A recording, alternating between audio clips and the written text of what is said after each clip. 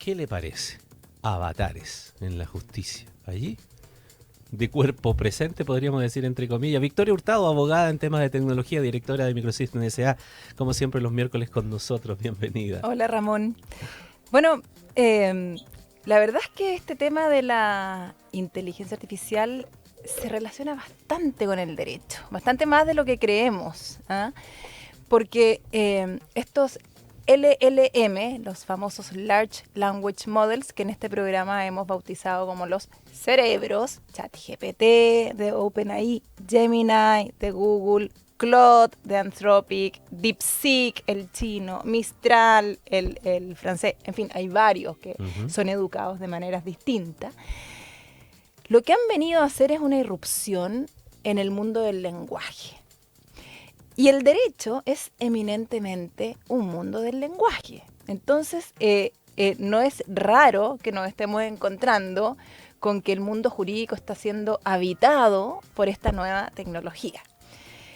Pero lo que está pasando es que el 26 de marzo, digamos, hace un par de semanas, la semana pasada, en una corte en Nueva York, un caballero que no era abogado, presentó un video, pidió permiso para presentar un video en la corte. No dijo que este video era un abogado, de hecho, ni un avatar inventándose un abogado. La verdad es que quería ser él quien, con la ayuda de inteligencia artificial, pudiese argumentar mejor porque le costaba hablar en público, podía tener mejores argumentos. Entonces empezó esta idea tratando de hacer un video de sí mismo, con la ayuda de esta tecnología, defendiendo su caso laboral, ¿ya? Él era un demandante en este caso. Y resulta que al final se entusiasmó probablemente y se puso más pelo, cambió el personaje, hizo una especie de abogado, bien experto en la materia, y llegó con este video a la sala. ¿Ya? Hablaba de corrido y argumentaba perfecto. Hablaba de corrido, argumentaba perfecto, estaba muy bien vestido, era el abogado perfecto. Y la jueza, cuando empezó a ver este personaje hablar, le pareció extraño y le dijo: ¿quién es este caballero? Bueno, al cabo de poco tiempo se dio cuenta que no era ni abogado ni persona, ¿ya? Y se montó un grito en el cielo. Digamos, el caso se tiene que resolver este jueves. El caballero tuvo que entonces empezar a chapotear y argumentar como podía en estos casos en que se podía defender solo.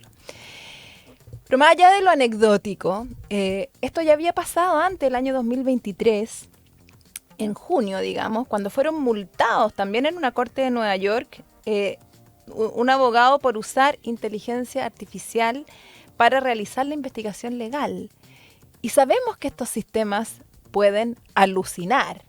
Y parece que la alucinada que se mandó este sistema fue tal que empezó a inventar casos, precedentes de situaciones que no habían ocurrido. Y es confuso el sistema del common law, digamos, ¿no? A diferencia del sistema jurídico chileno, en que los jueces lo que hacen es aplicar el derecho, vale decir, las leyes, el sistema norteamericano aplica los precedentes. Entonces siempre puede aparecer otro conejo debajo del sombrero, otro precedente, otro caso. Entonces, generar esta confusión de que aparezcan casos que no ocurrieron, que fue lo que hizo esta inteligencia artificial, era demasiado disruptivo y complicado y mentiroso, digamos, y el juez lo multó. Pero es súper interesante ese punto, porque hasta aquí uno entiende que, hablando de así bien sencillo, la inteligencia artificial nos permite procesar mucha información que nosotros no lo podríamos hacer en el mismo tiempo. Así y por lo es. tanto, buscar casos en estas materias, cuestiones reales, ¿no? Claro. Que hayan ocurrido, nos puede ayudar mucho y facilitar para la presentación precisamente de una argumentación jurídica. Pero otra cosa es que se inventen ciertas situaciones. Bueno, nosotros tenemos que estar conscientes que la inteligencia artificial alucina. Y acá, en este caso puntual, alucinó. ¿Ya? Hay unos cerebros que alucinan más que otros. No se sabe muy bien por qué alucinan. Es una caja negra esta, pero alucinan. ¿Ah? Y cuando alucinan mal. No es como una patina, sino que de verdad, cuando uno experimenta y se da cuenta que está alucinando, es porque está de verdad alucinando. Ayer me pasó que yo estaba metida ahí traduciendo una canción o buscando una canción que me la tradujera y no la podía encontrar. Y entonces me empezó a inventar canciones que yo sabía que no existían. Parecidas a la letra. Y dije, no, está alucinando, te pillé. ¿Ah? Pasa eso. Bueno, pero volviendo un poco a lo legal, se fueron de multa porque efectivamente, como tú dices, se pusieron a alucinar. Y imagínate la rabia del juez, que le vengan a meter casos nuevos y en su registro el juez buscando qué caso era. O sea, también una pérdida de tiempo grande. Pero la Corte Suprema de Arizona hace el mes pasado, decidió utilizar dos personajes que mencionábamos en la introducción, Daniel y mi tocaya, Victoria, que son estos avatares que están ahí para compartir las noticias de la Corte, ¿ya?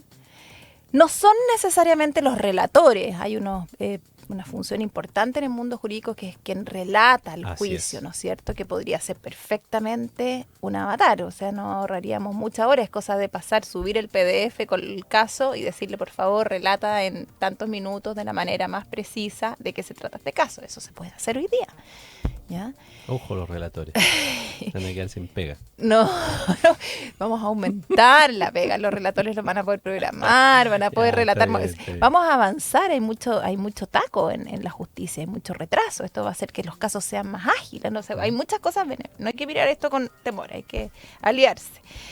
Pero estos avatares lo que hacen en la Corte de Suprema de Arizona es básicamente contarle al público los casos, en resumen, resumir los casos que están saliendo. Ya.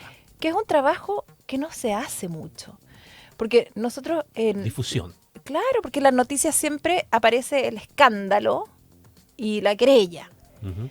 Pero una vez que se falla un caso, la opinión pública no se entera en detalle de cómo se resolvió y no hay tanto énfasis. Y muchas personas que han sido vejadas y han pasado por portadas, etcétera, en casos mediáticos, después al momento de que se conoce el fallo, no saben cómo decir yo tenía razón, porque la atención de los medios no está ahí. Bueno, esto un poco viene a salvaguardar eso y a permitir que exista, ¿no es cierto?, esa oportunidad de contar efectivamente lo que están haciendo las Cortes de manera resumida. Y tú puedes tener a estos personajes diciendo, mira, la Corte Suprema de Chile, en los últimos casos, se han fallado así, asá, este tema así. Perfecto, suena bien. ¿Te fijas? Como... O sea, por ejemplo, ahora que estamos esperando la redacción del fallo del Tribunal Constitucional en el caso Isabel Allende, todos queremos tener el caso para ver cómo resolvió. Si hubiese una información de esta naturaleza, que te lo presentara un avatar o algo así, te lo explicara resumidamente cuáles son los fundamentos, serviría mucho para entender cuál fue los elementos que se tuvieron a mano para resolver de esta manera. Claro. Bueno, ese es un caso bien contingente y que va a estar todo el mundo, todos los abogados lo van a estar mirando en detalle. Pero sí, me gusta tu ejemplo. Por ejemplo. Pero, por ejemplo, ¿sabemos los últimos fallos de la Corte Suprema de este mes? No, nada. Contamos lo que pasa ahí, que es un tema esencial, saber cuál es la jurisprudencia del país. Estamos bien como ciegos en eso, estamos mucho más atentos a cuáles son los derechos que queremos defender y las querellas, etcétera, la pelea previa, que a cómo se resuelven estos temas. Y el tema de la resolución es importante porque es una información que en general manejan los abogados. Es como información preciada por parte de los abogados, que tú vas a un abogado y te dice, mira, se ha fallado, así se ha fallado. O sea, pero si la opinión pública ya sabe cómo se está fallando, la verdad es que puede disminuir también la cantidad de conflictos, porque si yo sé que una cosa que yo creo que tengo derecho, no tengo derecho, la verdad es que va a disminuir la conflictividad y eso también puede ser positivo en un mundo en que el tema jurídico está muy colapsado. Pero lo cierto es que, como decíamos al principio, la inteligencia artificial se está colando en el mundo jurídico y se está colando también en el mundo de la programación. Lo vamos a dejar de lado porque la gente de los científicos de la computación dicen, no, si los abogados van a desaparecer. Me parece que también los programadores, así que no están tan... porque están metiéndose bastante a hacer la famosa programación, la coding, ¿no es cierto?, codificar. Y están ayudando mucho también en ese proceso.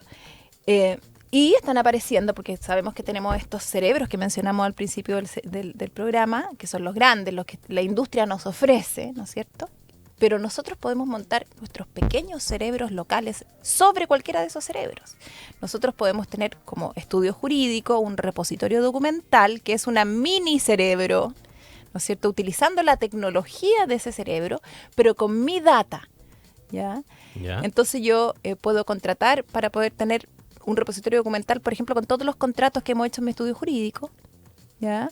O, en fin, o todos los fallos, o yo puedo irlo diseñando de acuerdo a cómo quiero manejarme, y eso me va a ahorrar muchísimo tiempo en lo que es la investigación de los casos o todo el proceso de la generación de un contrato, digamos, que ya son cosas que se están haciendo. O sea, hay muchas herramientas tecnológicas para manejar contratos, digamos, para nosotros en la empresa de Microsystem hacemos ese tipo de trabajo, y eso vale decir, y eso va a empezar a traer mucha agilidad en el mundo jurídico y además certezas y la posibilidad de atajar goles complicados en temas de riesgo jurídico. Entonces tú dices, sí, pero ¿qué va a pasar con los abogados?